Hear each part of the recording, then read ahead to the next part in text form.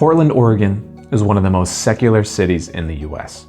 It's tied with Seattle as America's most religiously unaffiliated city.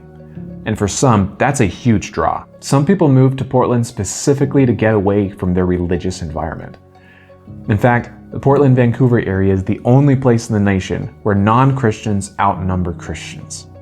Atheism and secularism are the norm, not the exception.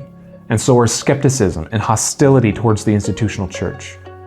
But God's doing something in Portland. Many people are waking up to the emptiness of secularism, and by God's grace, there's a fresh openness to spiritual things. According to a study of Portland from 2025, Portlanders are surprisingly spiritually open. There's strong spiritual curiosity and even openness to learning more about Jesus.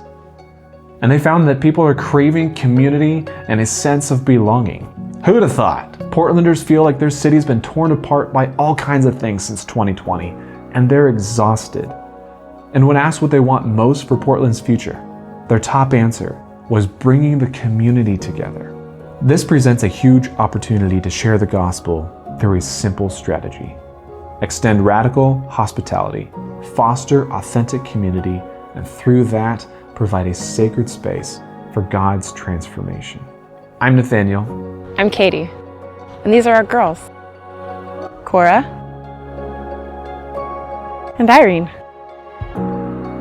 We're the Vanderplugs, and we're headed to Portland with a vision to plant a church focused on hospitality through home ministry and small groups. But Portland isn't like other cities. Even leaders from Portland say it's so different in culture and values that it's almost like a different country. So in a way, we won't just be church planters, we'll be missionaries. And in secular places like Portland, distrust towards Christians, sometimes even hostility, is the default. But hospitality has the power to cut through hostility, and to build bridges and cultivate trust.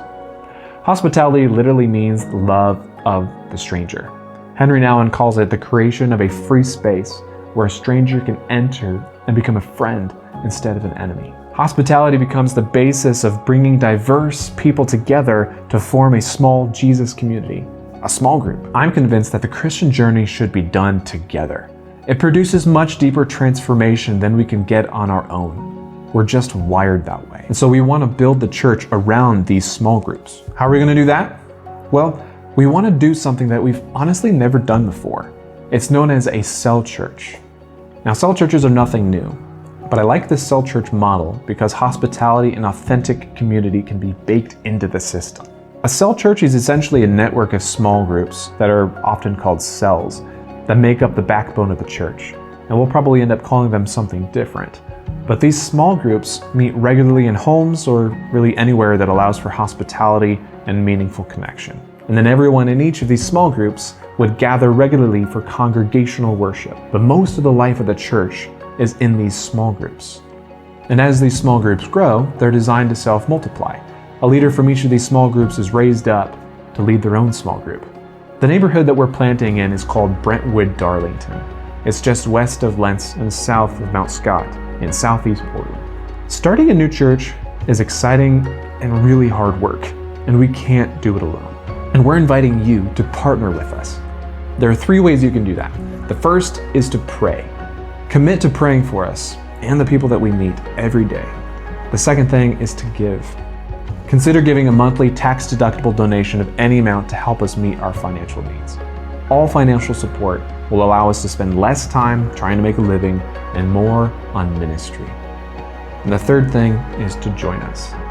We can't have a church without people, and we need people, and especially leaders, to join us. Maybe God's calling you to join us. So ask God what He will have you do and follow His lead. To do all of these things and to sign up for our newsletter, go to friendsmultiplied.org/Vanderplugs. We're very excited and more than a little intimidated about what God's having us do. But we trust that God will prove His faithfulness as we follow His lead together.